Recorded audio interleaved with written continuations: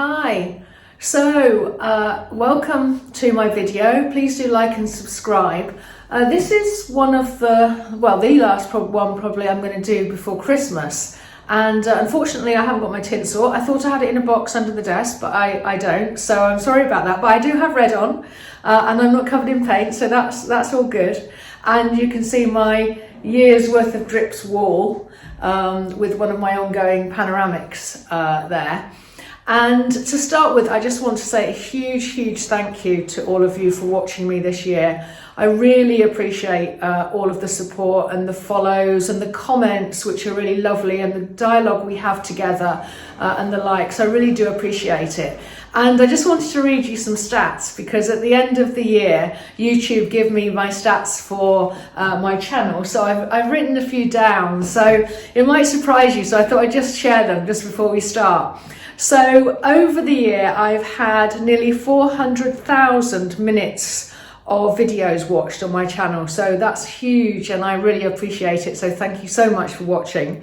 I've had 70,000 views, nearly 500 comments, and 5,600 likes on my videos.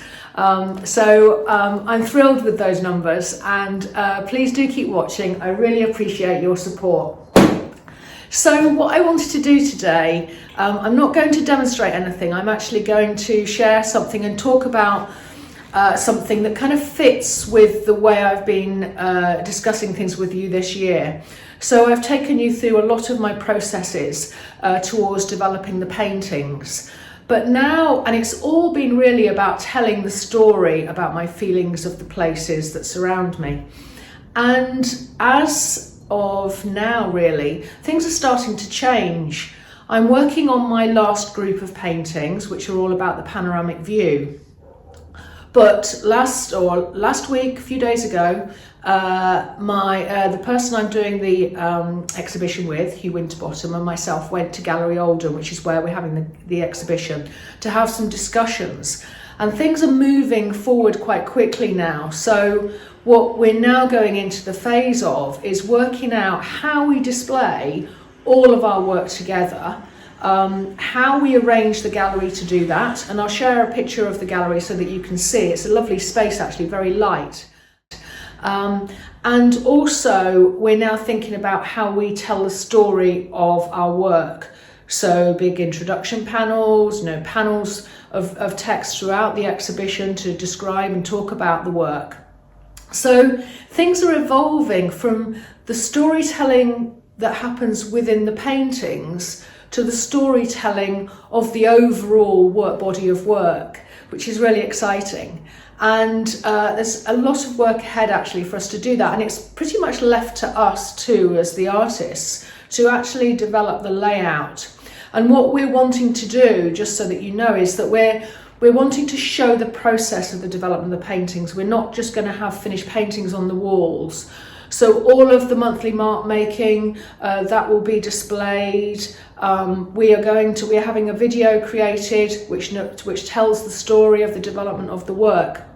We are going to develop a whole wall of all of the studies that we do on location that feeds the work and the development of the paintings. So that's all really exciting, but now it's really getting to grips with and getting our heads around doing that storytelling of a different type to what's been happening in the paintings. But what I also wanted to talk to you about is another element of storytelling that I haven't really mentioned to you or talked about in the context of these paintings yet. And that is coming up with their titles, what to call them. And that is another aspect of the storytelling of the paintings, really. And so I just thought I would spend a few minutes just talking about the approaches that I've been taking to grapple with the titles of these 30 or so paintings. And I'm not a great fan of the Untitled title.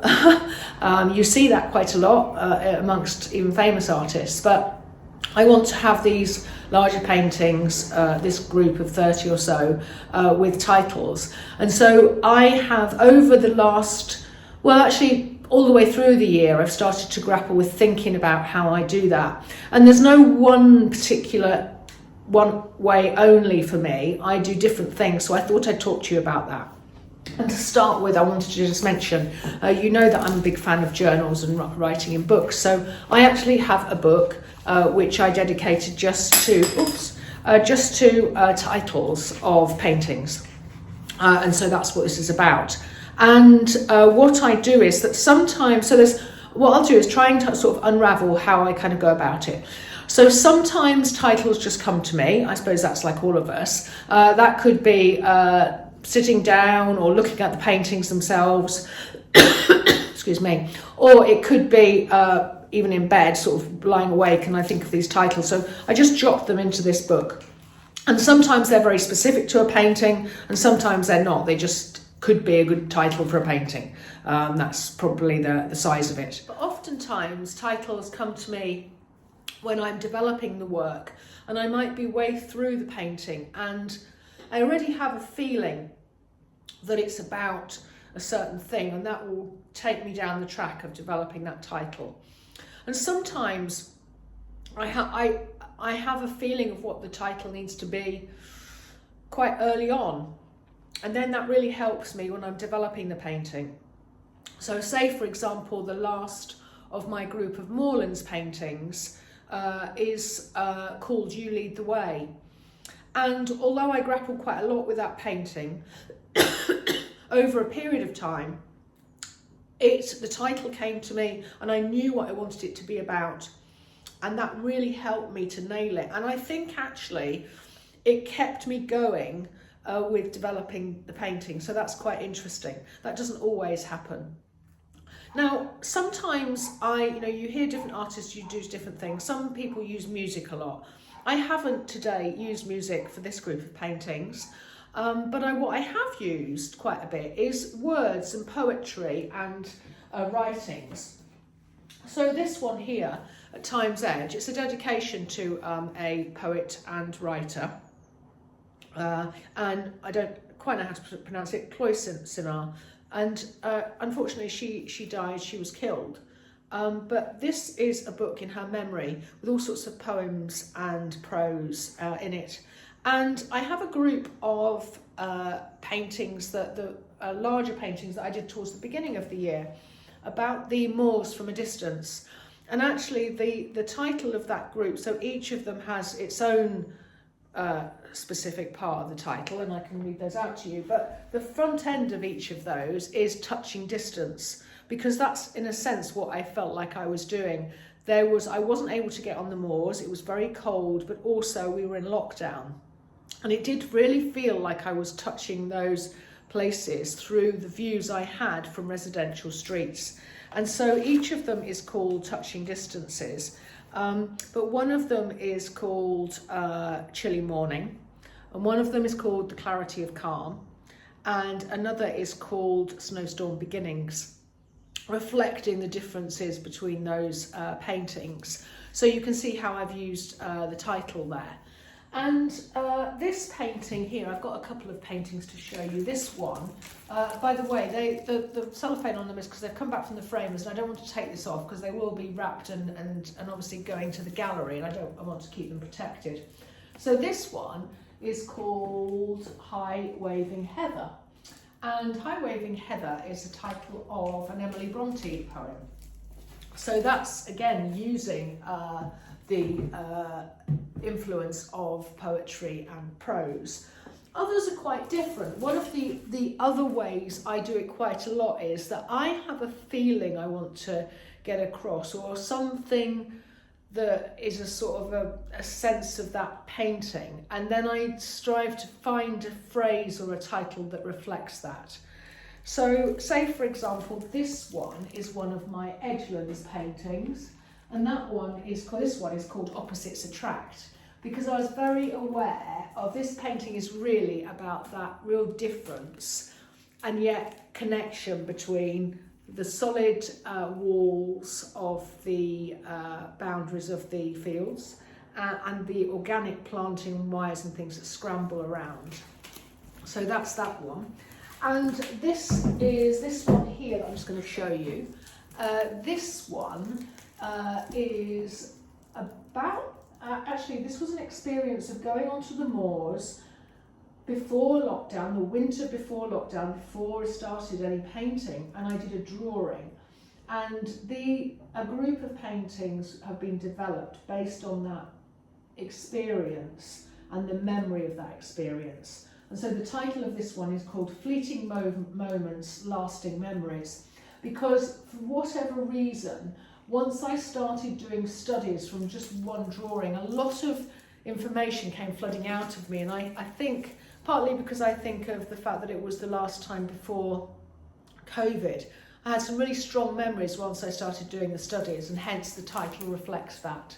So those are just ways that I have started now to develop these titles.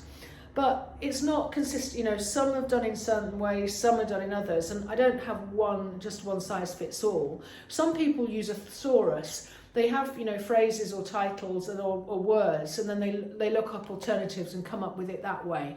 I haven't found that particularly works for me, but I have some. So I have a group of 3 woodland paintings, autumn woodland paintings, and they're not yet titled. And it's almost like sometimes they come easy and sometimes I really have to battle to come up with something that reflects what I want to say in the title. But I do think the titles are actually quite an important part of the storytelling, which is hence what this video is about really. It's that storytelling through the painting, through the title, through the way they're displayed. And I just thought I would spend some time today just talking to you about that, as I hadn't already mentioned it. Now, just to finish, this one here is, as I say, about the panoramic, and this one is going to be, I'm still playing with the words, but it's something like down into the valley, because for me this is about looking over and down into the valley, which is that, and it's just that feel that I've always had for this painting. So it's just to sort of reflect, that idea of actually having a feeling about the painting and then trying to reflect that in the title. So I hope that's been interesting, but I really would like to hear what you think about this titling of paintings and any experience you have. So do drop a comment, or just like, and if you haven't subscribed already, please do so. But I would, as I say, like to have a dialogue with you about it, or about anything else actually on my channel this year. And if you have ideas or things that you want me to cover in the videos, again, please drop me a comment, and that will be really helpful, really, for next year. But what I wanted to say just to finish is that I will be doing one video which may happen on the very last day of the year, but it's probably likely to be New Year's Day, because it'll be a Saturday, and that's when I tend to release my videos. And that will be the very last of the 12th of 12 of my Marking Seasons project booklets. And I will be going out between now and then to do that last mark making of the year for December, and that's what that last video will be about. And that will just nicely sort of round off 2021. So all that's left for me to say is please have a wonderful Christmas. Thanks again for all your support, and I look forward to releasing more videos and sharing more with you at the end of the year and obviously into 2022. Thanks a lot, and Merry Christmas. Bye-bye.